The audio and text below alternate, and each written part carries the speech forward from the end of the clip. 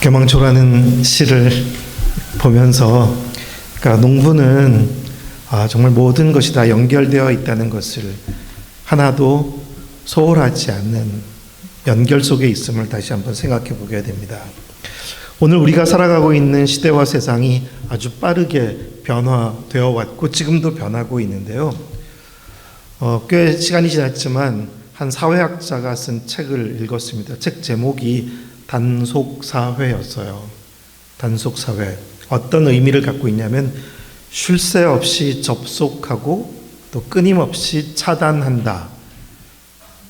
우리의 핸드폰 문화를 통해서도 우리가 기기를 통해서 살아가는 삶의 모습들을 보게 되면 정말 끊임없이 우리는 쉴 새 없이 많은 곳들과 접속하고 있는데, 그렇지만 조금만 불편하거나 마음에 들지 않으면 다 차단해버리는, 그래서 접속의 속과 차단의 단을 거꾸로 써서 단속사회라고 제목을 붙인 것입니다.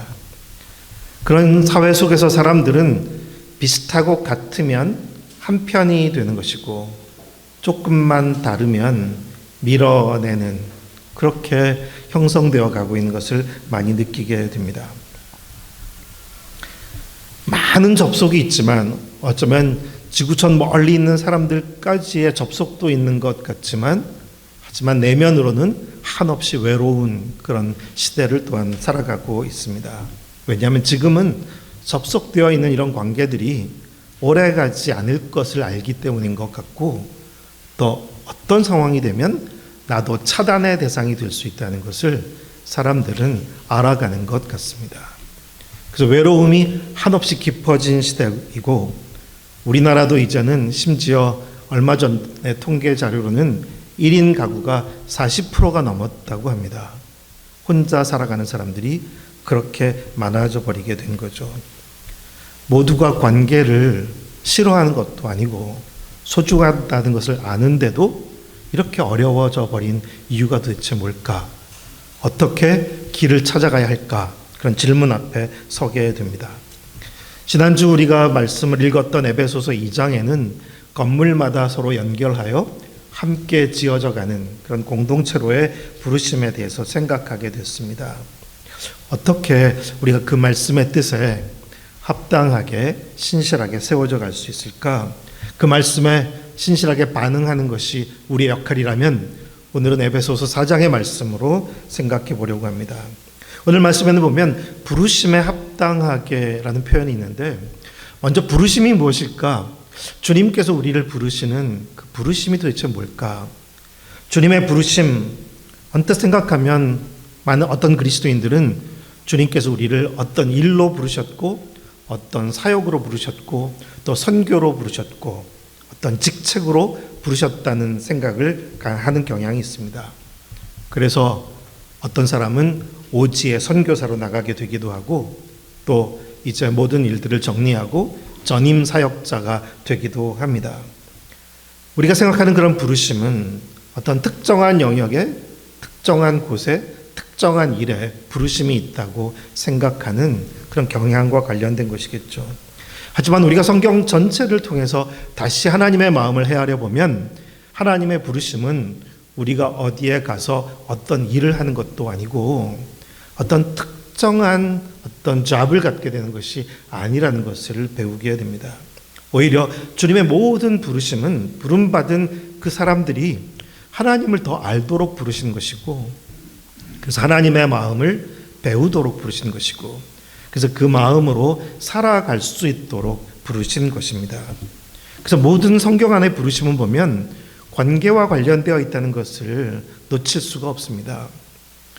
요나를 니느웨에 보내신 것도 니느웨를 위해서 요나를 거기 보내신 게 아니라, 분명 니느웨를 위한 마음도 있으시지만 그보다 요나의 마음속에 형성되어 버린 적대감의 장벽, 요나가 차단하고 단절해 버린 니느웨에 대한 그 마음을 바꾸시려고, 고치시려고 요나를 그곳으로 보내신 것입니다.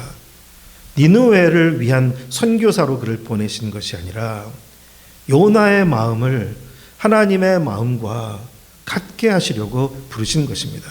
결국 요나서 끝부분에 요나는 하나님의 어떤 분이신 것을 머리로는 알고 있었지만 하나님의 성품과 마음을 전혀 지니고 있지는 않았던 자신을 깊이 깨닫게 되는 그런 내용인 것을 우리는 보게 되죠. 신약 성경에서 사도행전에서 베드로를 고넬료에게 보내신 것도 고넬료를 위해서, 그것도 맞죠. 틀린 말은 아니겠죠. 하지만 그 경우에도 베드로의 마음, 이방인에 대해서 여전히 차단해 놓고 닫혀 있는 베드로의 마음을 고치시려고 베드로를 고넬료에게 보내신 것입니다. 성경에서 부름받은 일에 나선 사람들을 하나님께서 왜 부르신 것일까? 결코 어떤 일을 하도록 부르신 것이 아니라 그 한 사람 한 사람의 마음이 하나님의 마음과 같게 되기를 바라셔서 그 마음 안으로 부르셨다는 것을 우리는 기억하게 됩니다. 그래서 오늘 말씀에도 보면 성령께서 하나 되게 하신 것을, 이런 또 표현이 있죠. 성령께서 하나 되게 하신 것을 힘써 지켜나가는 것이 부르심에 합당하게 행하는 것이라 말하고 있습니다. 성령께서 근데 하나 되게 하실 것이 아니라 하신 것이라고 표현하고 있는데요. 무슨 뜻일까요?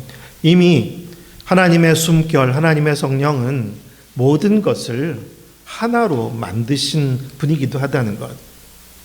우리가 알듯이 오늘 성경에도 그런 표현이 있지만 하나님은 만유 위에 계시고 만유를 통하여 그 관계 속에 계시고 만유 안에 계시고 하나님께서 계시지 않는 곳이 없고 하나님과 관련되지 않는 것이 하나도 없고 모든 것이 하나님의 같은 사랑 안에 있다는 점에서 모든 것은 이미 하나인 거죠. 우리가 하나가 아니라고 착각하거나 오해하는 것이지 이미 모든 것은 하나입니다. 그리고 성령께서 사도행전에 강림하셨을 때 나타났던 표적 중에 하나가 사람들의 입이 열려 방언이 터지게 된 것이었습니다. 근데 그때 그 표적을 보면 그 지역을 지나가던 사람들이 어떻게 이 사람들이 우리말을 알지? 어떻게 우리말을 하지? 그게 신기하게 여겼던 표적이었잖아요. 언제 언어가 통하지 않게 됐었습니까? 지난주에 이야기했던 것처럼 바벨탑의 저주였던 거죠. 하나 되려고 뭉치려고 했지만 오히려 결국 대화가 단절되고 언어가 통하지 않게 된 그런 사람들의 그런 비극, 그 비극으로 다 흩어져 버렸지만 성령께서 임하셨을 때 다시 그 모든 언어, 흩어졌던 언어, 단절됐던 대화가 통할 수 있게 됐다라는 하나의 놀라운 변화를 보여주고 있습니다. 예수님께서 요한복음 17장에 제자들을 위해서 마지막으로 하셨던 그 기도도 생각나게 되죠. 예수님은 제자들을 놓고 떠나시기 전에 간절하게 아버지께 기도하셨습니다. 아버지, 저들이 다 하나가 되게 해주십시오. 우리가 하나인 것처럼 저들도 다 하나가 되게 하여 우리 안에 있게 해주시고 또 아버지께서 저를 이 세상에 보내셨다는 것과 저를 사랑하신 것처럼 이들을 사랑하고 있다는 것을 세상으로 믿게 해주십시오. 제자들이 하나가 될 때 바로 주님께서 이 땅에 오신 것도 세상이 믿게 될 것이고 이들이 주님의 사랑을 받고 있다는 것도 알게 될 것이라는 것을 예수님은 말씀하시면서 하나 되게 하소서 그렇게 기도하셨습니다. 그 예수님의 기도가 우리의 관계 속에서 우리의 공동체에서 이루어질 수 있게 되기를 소망합니다. 우리 역할은 그렇기에 이미 하나 되게 하신 것을 힘써 지켜나가는 거죠. 아, 우리는 이미 하나이다. 하나 되게 하셨다. 그것을 우리가 지켜나가는 것입니다.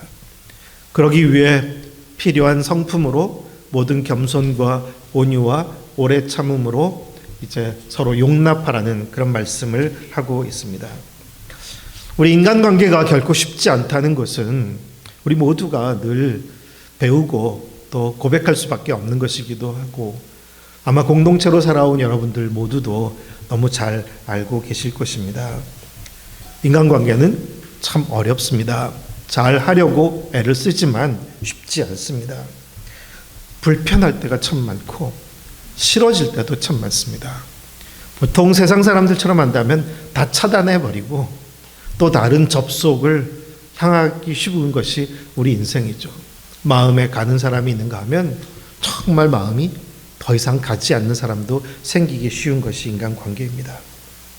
우리는 함께 가까이 살아가는 가족관계에서도 기대도 많고 요구도 많죠. 그래서 어렵기도 합니다. 날카로워지게 되고 부딪힐 때도 참 많이 있습니다. 그래서 공동체도 갈라서게 될 때도 있는 거죠. 인간관계는 쉽지 않습니다. 어떤 지혜가 필요한 것일까? 제가 사진을 하나 부탁했는데요. 한번 화면에 사진을 보죠. 두 장이 있는데요. 비슷한 같은 사진이니까 하나는 이 다 조약돌이죠. 조약돌들입니다. 너무 아름답죠. 첫 번째 사진은 더더욱 아름답게 이어진 조약돌을 보는데요. 질문을 하나 해봅니다. 이렇게 아름다운 조약돌이 만들어지는데 꼭 필요한 것이 뭘까요? 전 세 가지를 말하고 싶은데요. 꼭 필요한 것이 뭘까요? 네, 물이 꼭 필요하죠. 물이 정말 필요해요. 또, 네, 또 부딪힘이 필요하다고 하셨어요. 그러니까 돌과 돌의 부딪힘이 필요해요. 사실은 물만으로 되는 게 아니라 물 속에서 돌들이 부딪히는 거거든요. 오랜 동안. 그리고 또 하나 필요한 게 있다면 시간이죠. 예, 그렇습니다. 이 세 가지를 통해서 이 아름다운 조약돌이 만들어지게 되는 거죠. 그래서 첫 번째로 저는 물은 은혜라고 말하고 싶습니다. 우리가 관계는 참 어려운데 우리는 대개 변화를 많이 생각하고 기대하게 되기도 하죠. 상대방이 바뀌기를 바라고 또 우리가 좀 달라지기를 바라고 기대와 요구가 참 많습니다. 하지만 우리에게 정작 필요한 것은 어떤 변화가 필요한 것이 아니라 은혜가 사실은 필요한 것이고 물이 없으면 어떤 변화도 사실 가능하지 않다는 것을 은혜가 더욱 필요하다는 것. 그래서 은혜를 사모하는 것이 너무 중요하고 아니 이미 우리에게 은혜도 충분히 주어져 있는 것인데도 불구하고 우리가 그것을 놓친 것에 대해서 우리는 안타깝게 여기고 우리가 은혜 입은 자인 것을 다시 기억할 필요가 있는 것이죠. 우리는 은혜 안에 있다. 그리고 우리가 정말 소망하는 것은 요구가 많기보다는 우리 각 사람이 더 은혜 안에 있게 되기를 바라며 그것을 돕는 것입니다. 우리가 마르지 않도록 메말라지지 않도록 우리가 은혜 안에 있음을 은혜 안에서 우리가 만날 수 있도록 더욱 은혜를 소중히 여기는 것입니다. 겸손히 은혜가 아니면 아무것도 알 수 없음을 가능하지 않음을 고백하면서 은혜가 늘 풍성한 은혜가 가득한 우리의 삶이 되고 우리의 관계가 될 수 있도록 그것을 소중히 여기는 것입니다. 은혜가 풍성한 우리 보나콤 공동체가 되기를 소망합니다. 두 번째는 돌들이라고도 말할 수 있는 다른 이들에 대한 이해인데요. 사실 우리는 다 다릅니다. 그리고 돌이라는 것은 단단하고 그리고 날카롭고 거칠기도 합니다. 부딪히면 더 날카로워져요. 우리가 돌이 물속에서 만나서 이렇게 아름답게 된 거지 물 바깥에서 만난다고 생각해 보세요. 물이 없는 곳에서 돌들이 때로 굴러 떨어져서 부딪히면 다 더 날카로워집니다. 더 뾰족해져요. 부드러워지는 돌은 없어요. 다 뾰족해져요. 물 안에서 만났기 때문에 이렇게 아름다워진 것이지 물 바깥에서 우리가 만나면 다 날카롭고 단단하고 상처를 줄 뿐입니다. 그 이야기는 우리는 그렇게 참 단단한 존재고 날카로운 존재라는 것을 우리를 기억하고 나를 포함해서 우리 모두는 사실 무리 없이는 서로를 아름답게 할 수도 없지만 결국 내가 다른 사람을 선하게 만들 수 있기 위해서도 물이 필요하지만 또한 그런 단단한 지체들이 나를 만들어가고 있다는 것을 또한 기억하고 다른 단단하고 날카로운 지체들을 또 소중히 여기는 것입니다. 북미의 큰 호숫가에서 이제 호숫가에서 물이 왔다 갔다 하면서 이 조약돌들이 많이 형성되어 있는 것을 본 적이 있어요. 정말 아름다운 돌들이 많이 있었는데, 근데 그 모든 시간에 계속해서 소리들이 시끄럽거든요. 고요하기만 하면 돌들이 부딪히지도 않겠죠. 그런데 큰 호수일수록 배들이 지나가기도 하고 바람에 의해서 물들이 들어왔다 나갔다 하니까 그 물가에 있는 돌들은 계속 부딪히니 아주 시끄럽습니다. 근데 그 소리가 듣기 나쁘지 않아요. 그 돌들과 돌들이 부딪히는 소리가 너무나 좋기도 합니다. 어쩌면 우리가 공동체로서 안에서 서로 부대끼는 것, 부딪히는 소리는 때로는 우리를 아프게 하는 것이기도 하고 성가시고 우리가 듣고 싶지 않은 말들일 수 있겠지만, 그러나 더 길게 내다보면, 더 크게 보면, 하나님의 눈으로 보게 되면 이것은 아름다운 과정이고 너무나 필요한 시간이기도 하다는 것. 하나님께서 나를 위해서 나와 다른 지체들을 붙여주셨고, 단단한 돌 같은 지체들이 나를 다듬는 너무나 소중한 선물들이라는 것을 우리가 기억한다면, 우린 관계의 어려움도 좀 더 지혜롭게 서로 소중히 여기며 통과할 수 있을 것입니다. 우리가 함께 있는 모든 지체들을 한번 그렇게 고백하는 마음으로 가져보면 어떨까요? 당신이 나를 다듬어 가고 있습니다. 그렇게 사실 우리는 서로를 다듬어가는 존재들인 것 같습니다. 그렇게 서로 고마워할 때 우린 그분 안에서 더 잘 세워져 갈 수 있지 않을까 생각합니다. 세 번째는요, 시간은 인내의 기다림이죠. 겸손과 온유와 함께 오래 참음이라는 것이 시간과 관련된 것이죠. 오랫동안 잘 견디는 것입니다. 우리 현대사회는 아까 제가 단속사회라는 표현에서도 그랬지만 견디지 못하기 때문에 빨리 접속도 하지만 빨리 차단을 하는 거죠. 그래서 관계는 계속 해체되어 가고 다들 외로움에 점점 더 깊어져 가고 있습니다. 예전보다 훨씬 더 가족관계도 붕괴되는 게 빨라졌고, 이제는 다른 여러 가지 이유가 아니라 성격 차이라는 표현으로도 이제는 갈라서고 있는 것을 많이 보게 됩니다. 까다로운 소비자의 심리가 우리 모두에게 형성돼 버린 것 같아요. 단지 물건에 대해서만이 아니라 사람에 대해서도 까다로운 소비자처럼 내 취향에 안 맞으면, 내 마음에 들지 않으면 정리 대상이 되는 것 같습니다. 특별히 우리 현대인들에게 잘 견디지 못하는, 기다리지 못하는 장애물이 두 가지가 있는데요. 그 하나는 속도가 빨라진 것이고, 그리고 또 하나는 메뉴가 많아진 것입니다. 그러니까 우리가 알듯이 속도가 굉장히 빠르면 우리는 조급해지거든요. 컴퓨터만 하더라도 예전에 처음 컴퓨터가 소개됐을 때 정말 빠르다고 생각했거든요. 286, 386도. 그런데 훨씬 더 빠른 컴퓨터 시대를 살아가는 우리가 옛날 모델 앞에 앉혀놓으면 당장이라도 부셔버리고 싶을 만큼 답답해서 우린 기다리지 못하게 됩니다. 그만큼 속도에 익숙해지면 기다릴 수 없다는 거죠. 뭐든지 빨리빨리 돼야 된다는 문화. 그리고 또 하나는 메뉴가 많아져 버린 것.